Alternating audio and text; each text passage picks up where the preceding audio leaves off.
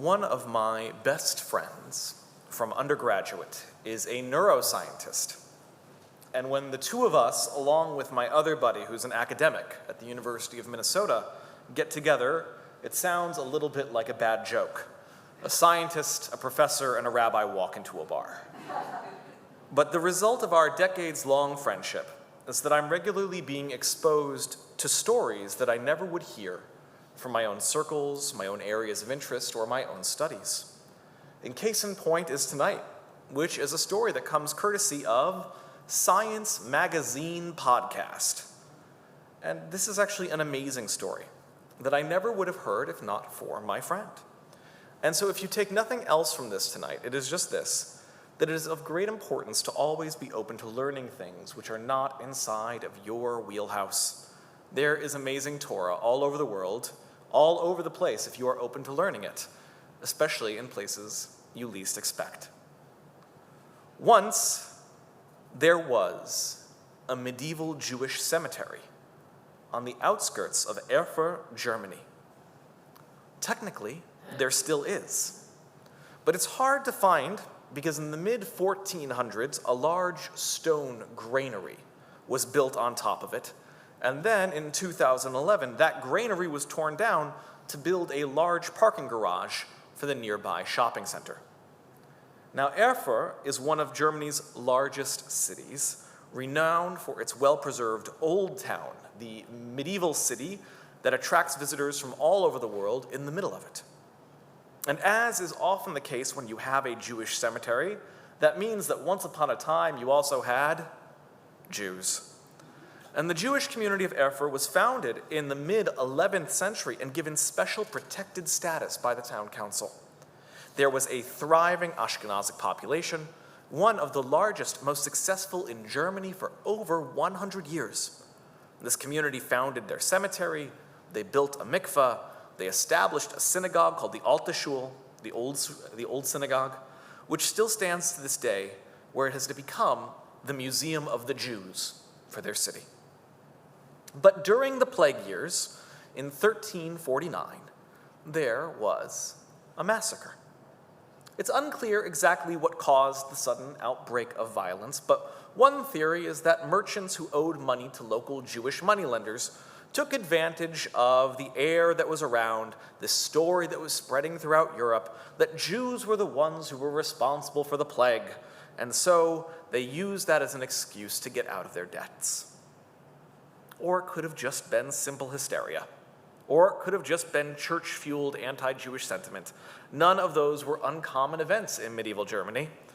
But sadly, over 100 people were murdered by their neighbors, and the rest of the Jewish community was exiled and driven from the city. But 5 years later, the city council once again offered its protection and blessing and invited the Jews back to come into the city that they had once been driven forth from. They came back, they thrived, they built their community for exactly 100 years.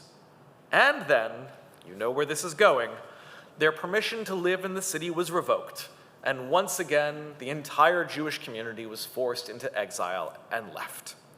And over the course of the next few hundred years, Jews would come and Jews would go through Erfurt. Now, inside of our Jewish tradition, there are numerous customs and halachic imperatives about the way we treat the bodies of the dead. Our ancient belief in the resurrection of the dead calls us to do as little damage as possible to the body, to leave it intact, to avoid any destruction of any piece of it. And similarly, in modernity, this need not to cause shame, not to cause boshet to the dead, caring for their dignity, all of these different values make permitted excavations of Jewish cemeteries very difficult. And modern scientific techniques like radiocarbon dating and isotopic analysis destroy the bones that go through the process and are thus considered a desecration of the body. And even taking bones away from their resting place is considered taboo by many rabbinic authorities. And so here is the issue, and here the opportunity. The city is involved in honorably relocating the remains of the Jewish cemetery, And Israeli scientists and archaeologists who have been involved in the project see here is this amazing moment to examine genetic data from 13th century Ashkenazic Jews so that they could attempt to answer a particularly fascinating and thorny historical question: when does the quote-unquote genetic bottlenecking of Ashkenazic Jews occur? What is genetic bottlenecking? Well, there are roughly 10 million people in the world today who claim some kind of significant Ashkenazic Jewish heritage. But from those 10 million people, they are all the descendants of a very small number of families. And this small gene pool is what causes the large number of genetic diseases that are found out of proportion in Ashkenazic Jewish communities. Why we always recommend that when two Ashkenazic Jews are getting married, that they go and do genetic testing to make sure that they are not carriers of these various diseases and that the babies that they have don't become very ill when they are born. So all of these things we know. But what is the mystery? Well, the mystery is, when does the bottleneck occur? When did that small sample size of families become the gene pool of European Jewry? And so one theory is that, sadly, the Ashkenazic gene pool is bottlenecked thanks to tragedy.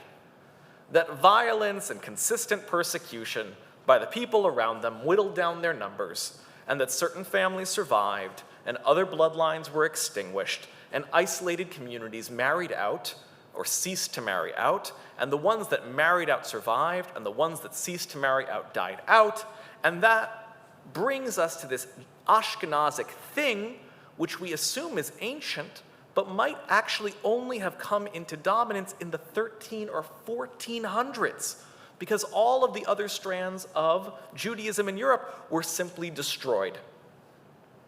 How can we test this theory? How can we test this theory? Well, you could test the descendants today, but that will only give you so much DNA data. You would need, I don't know, a large number of samples in excellent condition that come from some, I don't know, random part of Europe and that are perfectly preserved. Aha! And here we have the Erfurt graveyard, packed, neatly preserved beneath that stone granary, nearly 50 bodies in 100 square meters. But the problem, the halakhic imperative not to destroy or desecrate their remains. And what is the workaround?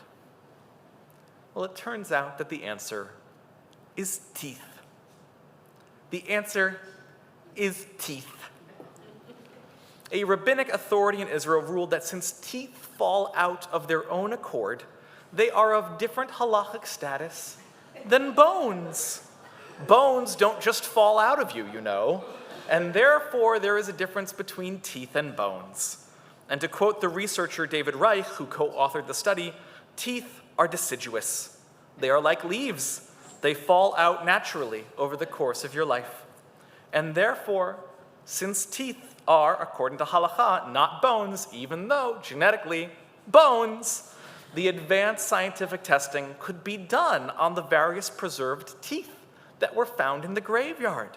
And that way they could honor the vital Jewish community that still exists in Erfurt and also allow the scientists to do their important research. And this is a wonderful example of the Jewish dictum taught often in yeshivot all over the world: where there is a rabbinic will, there is a halachic way. And well, what did the scientists find out? Are you curious? I was curious. Well, they discovered that by the 1350s, as these Jews were being buried in the cemetery, the genetic bottleneck was already there. That the mutations in the DNA were just as present in the Jews of the 14th century as they are of Ashkenazic Jews today, which actually refutes that initial theory very soundly. This theory that Ashkenazic Jewish heritage is a byproduct of tragedy and persecution. Instead, there is a growing strength to a different theory, a secondary theory which states that perhaps Ashkenazic Jewish heritage is a result of prosperity.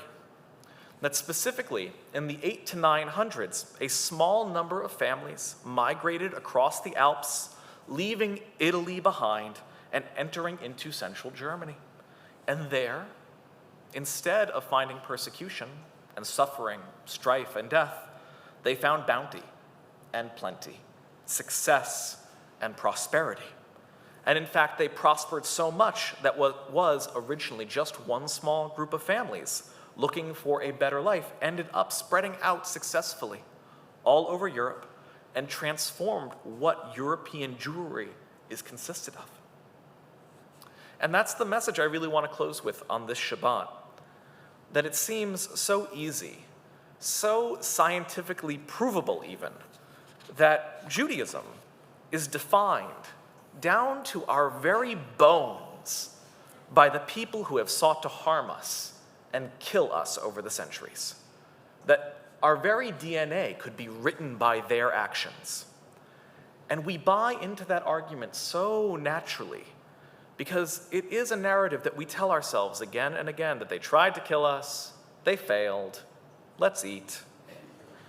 But our story as a people and as a faith, does not need to be defined by our losses or centuries of persecution. Our story can be one of miracles, and it can be one of blessings, and it can be one of success, if only we are willing to dig in and embrace the heights instead of clinging to the depths. As it turns out, even a few teeth can tell us quite a bit when our eyes and hearts are filled with light. Shabbat Shalom, and may this week and this secular year that comes to us now be one which brings us closer to each other, and closer to God, and closer to truth, both the truth of our tradition and the scientific truth of our natural world.